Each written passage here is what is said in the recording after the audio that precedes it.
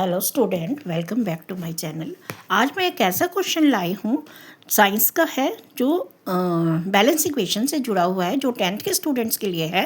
तो ये जो बैलेंस इक्वेशन की बात करते हैं तो उसमें रेक्ट एंड प्रोडक्ट की बात की करनी ज़रूरी होती है, इसलिए आपको ये इजी ट्रिक से समझाया गया है। तो आप पूरा वीडियो ज़रूर देखें। अब रेक्टेंट क्या होते हैं, सबसे पहले हम इस रेक्टेंट के बारे में जानकारी लेते हैं कि रेक्टेंट जो है which element take part in the chemical reaction is called the reactant. Which element take part in chemical reaction are called the reactant. यानी कि जो केमिकल रिएक्शन के बीच में जो एलिमेंट पार्ट लेते हैं उन्हें रेक्टेंट कहते हैं।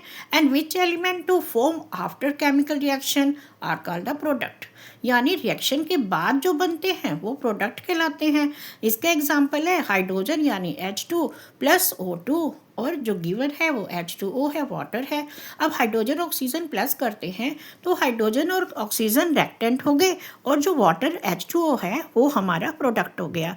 इसी तरह से बैलेंस इक्वेशन। अब बैलेंस इक्वेशन में हमें ये जानना है when number of atom in the reactant equal the number of atom in the product. जब एटम की संख्या रेक्टेंट में जितनी होती है और प्रोडक्ट में भी सेम उतनी होती है तो वो बैलेंस इक्वेशन होती है। So this is the balance equation.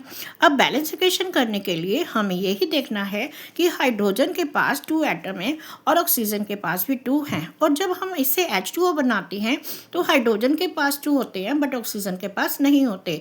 इसे बैलेंस करने के लिए हमने हाइड्रोजन यानी रेक्टेंट में 2 ऐड किया। तो इस तरह से जब हमने देखा कि यहाँ पर 2 to the 4 हाइड्रोजन हो गया तो हमें प्रोडक्ट में भी 2 ऐड करना पड़ा, तो 2 to the 4 हो गया, और ऑक्सीजन 2 आगे लगने से ऑक्सीजन का भी 2 हो गया और इधर भी 2 है, तो ये बैलेंस इक्वेशन हो गई। तो जितने रेक्टेंट में एटम है उतने ही प्रोडक्ट में है।